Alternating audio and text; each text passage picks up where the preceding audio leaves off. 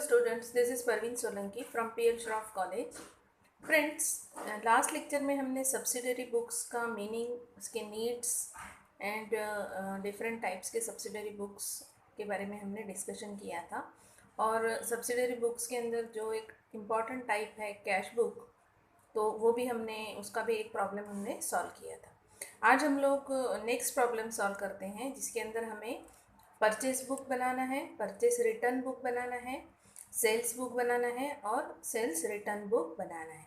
सबसे पहले एक चीज़ आप ध्यान में रखना है स्टूडेंट्स, कि जब भी हम सब्सिडरी बुक्स के बारे में कुछ प्रॉब्लम के बारे में, सॉल्यूशन के बारे में सोचेंगे, तो एक चीज़ हमेशा ध्यान में रखनी है कि सब्सिडरी बुक्स ऑफ अकाउंट्स जो होते हैं, ये purchase book, sales book, purchase return book और सेल्स रिटर्न बुक के अंदर जो भी हम ट्रांजैक्शन एंटर करेंगे वो सिर्फ और सिर्फ क्रेडिट बेसिस पे होंगे। वो क्रेडिट परचेस होगी या क्रेडिट सेल होगी, उसकी ही एंट्री हम लोग इस बुक के अंदर, इन सब्सिडरी बुक्स के अंदर करते हैं। और क्यों? क्योंकि कैश बुक के अंदर तो हम सारी कैश ट्रांजेक्शन्स जो है, कैश परचेसेस और कैश सेल्स, उसके ट्रांजेक्शन तो हम कैश बुक में करते हैं। तो सिर्फ क्रेडिट के ट्रांजेक्शन के लिए हमको सब्सिडरी बुक के अंदर purchase book, purchase return book, sales book and sales return book बनानी होती है। ठीक है।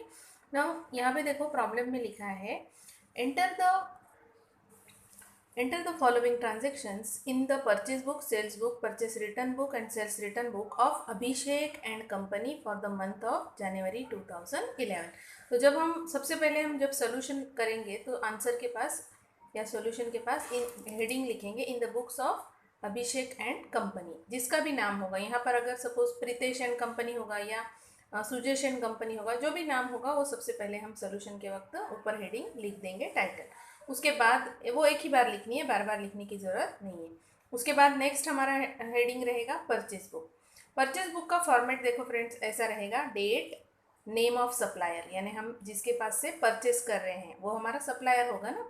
तो हमारा फॉर्मेट कैसे रहेगा, date, name of suppliers, inward invoice number, मतलब जब हम कुछ परचेस करेंगे तो हमें इनवॉइस नंबर मिलेगा, ledger folio and amount. Okay, ledger folio number and amount. Okay. उसी तरह से सेल्स बुक के अंदर जब नेक्स्ट हमारा बुक है वो सेल्स बुक है, उसके बाद परचेज रिटर्न बुक है एंड सेल्स रिटर्न बुक। तो हम एक एक करके पोस्टिंग सब्सिडरी बुक के अंदर करेंगे।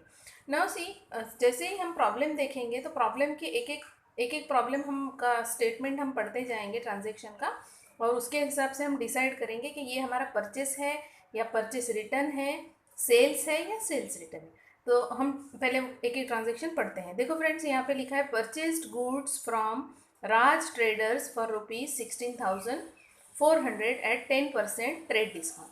अब देखो ये क्लियर कट यहाँ पर परचेस वर्ड लिखा हुआ है, इससे आपको समझ में आ जाता है कि भाई ये ट्रांजेक्शन किसका है, परचेस का है। तो देखो यहाँ पर मैंने लिख रखा है पी मतलब ये कहाँ जाएगा, परचेस के बुक में जाएगा। ओके, तो हम पहले ऐसे बाइफर्केशन करके रख लेते हैं, सो दैट हम एंड लास्ट में, मतलब जब बाइफर्केशन पूरा हो जाएगा तो जहाँ जहाँ पी लिखा है वो सब ट्रांजेक्शन हम परचेस बुक में लिख देंगे।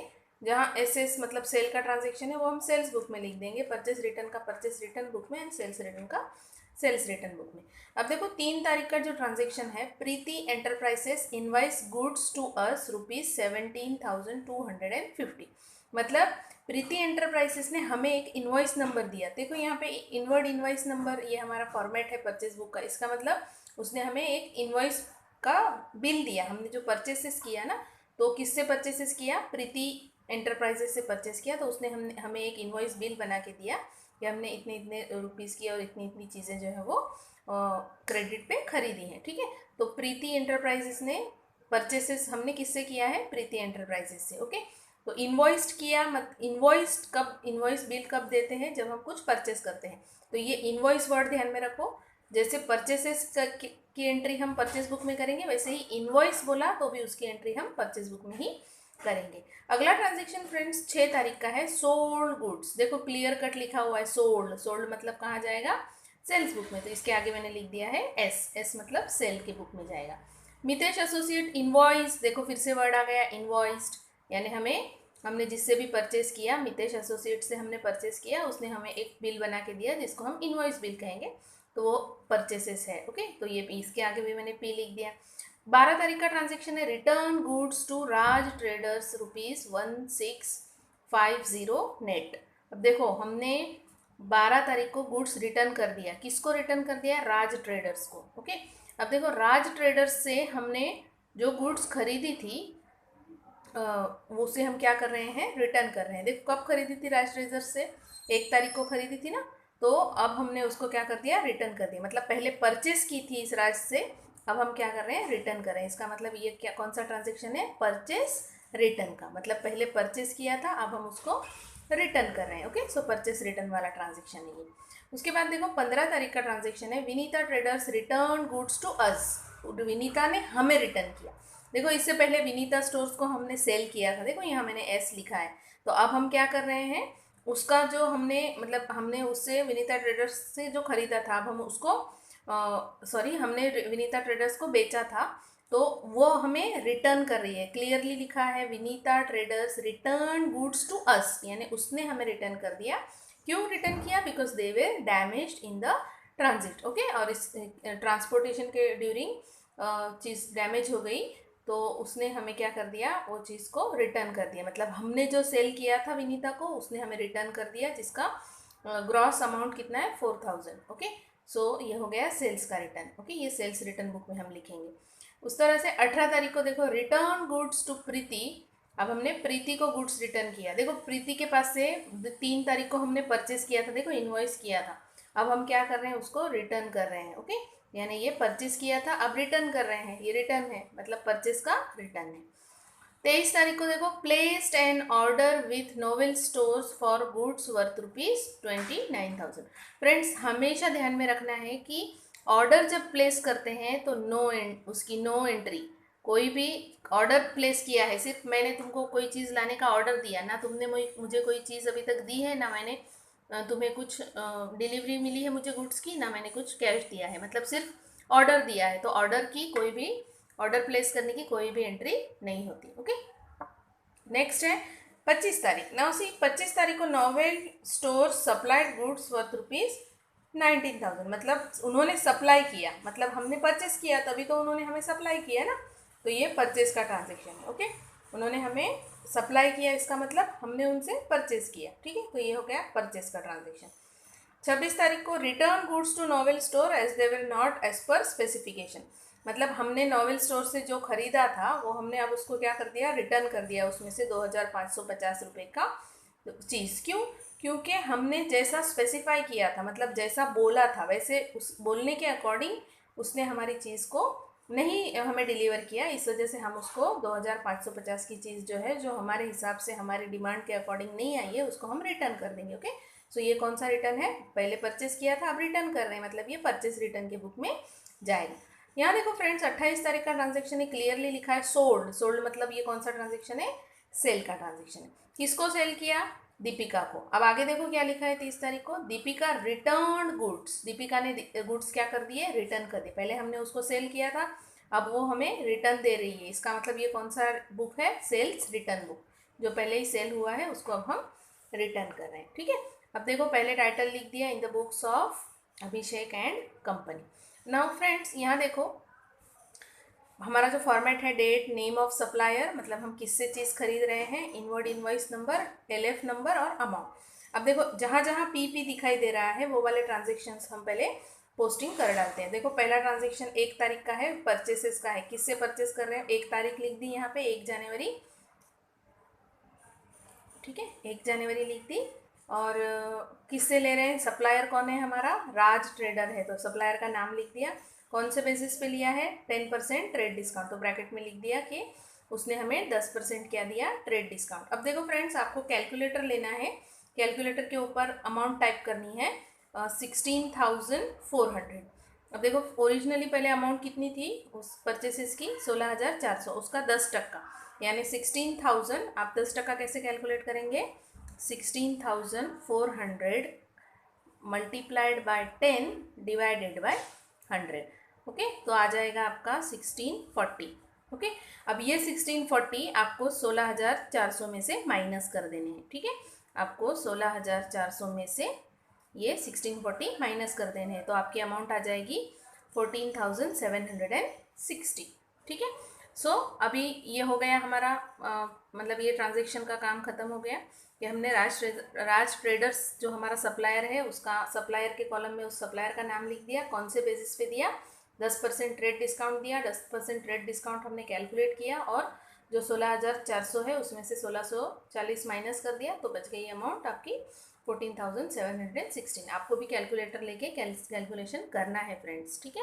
उसके बाद देखो यहाँ 3 तारीख को हमने और एक परचेसेस किया है, purchases Preeti enterprises invoice goods of ₹17,250। हमने किससे 3 तारीख यहाँ लिख दी, सप्लायर का नाम क्या है प्रीति एंटरप्राइज लिख दिया, कोई डिस्काउंट नहीं मिला है, डायरेक्ट अमाउंट लिख दिया आउटर कॉलम में, ठीक है।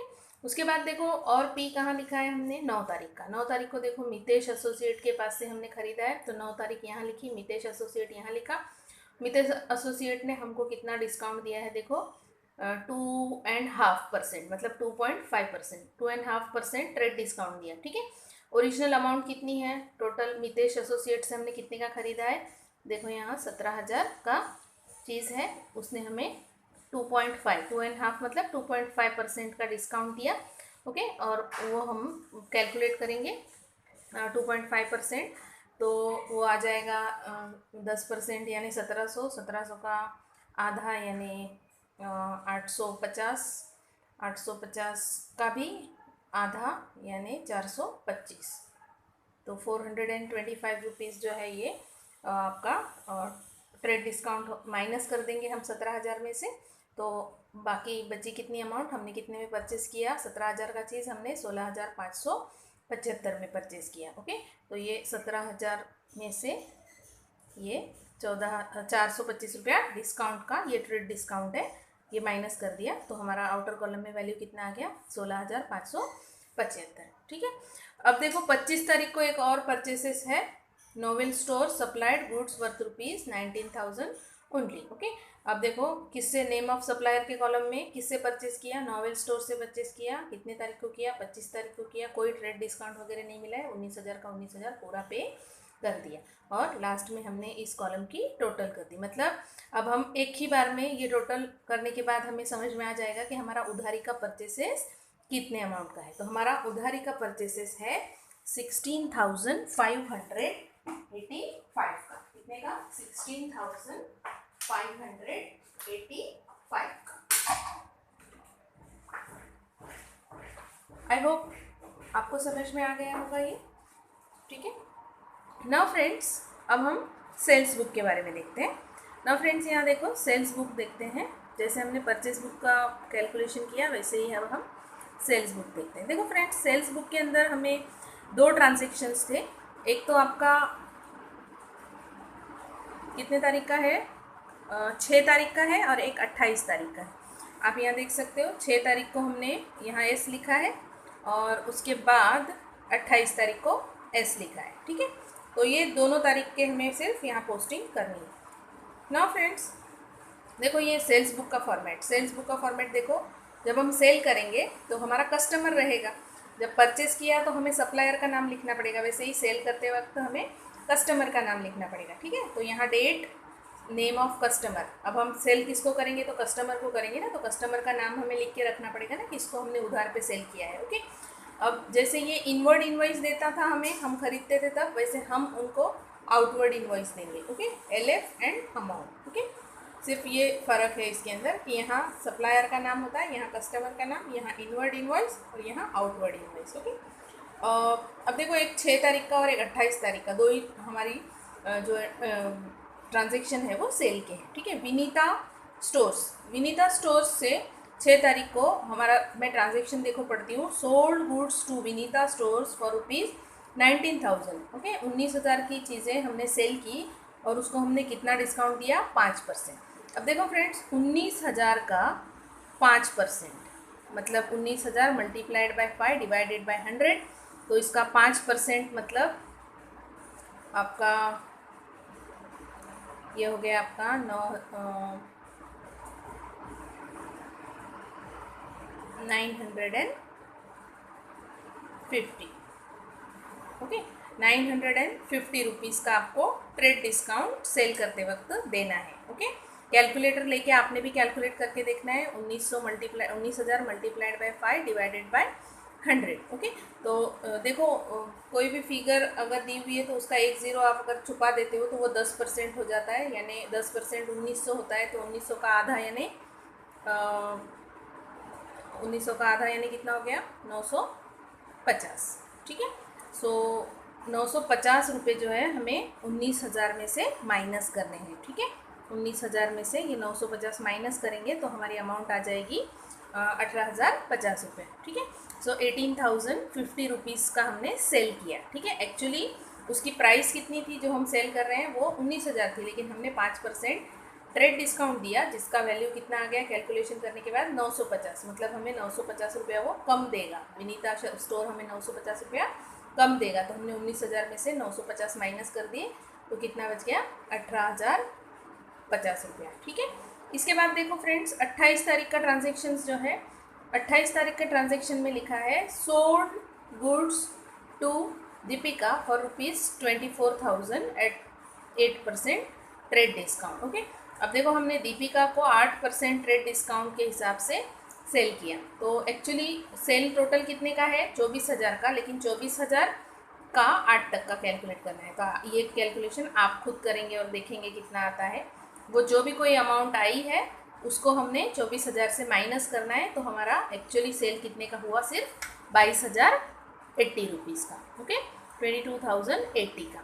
उसके बाद ये हो गया हमारा। अब और हम अगर यहाँ ये प्रॉब्लम देखते हैं तो हमने कहीं भी और एस नहीं लिखा। देखो सिर्फ ये एक 6 तारीख का एस लिखा है और एक 28 तारीख का एस लिखा है, मतलब सिर्फ 2 ही ट्रांजेक्शन है, तो इसका मतलब सेल का हम बुक बंद कर सकते हैं। ओके, अब देखो सेल का बुक हमने बंद किया, ये डबल अंडरलाइन किया, और इसकी टोटल करने पे हमें पता चला कि क्रेडिट सेल कितने का हुआ है जनवरी मंथ में, 40,130 रुपीज़ का।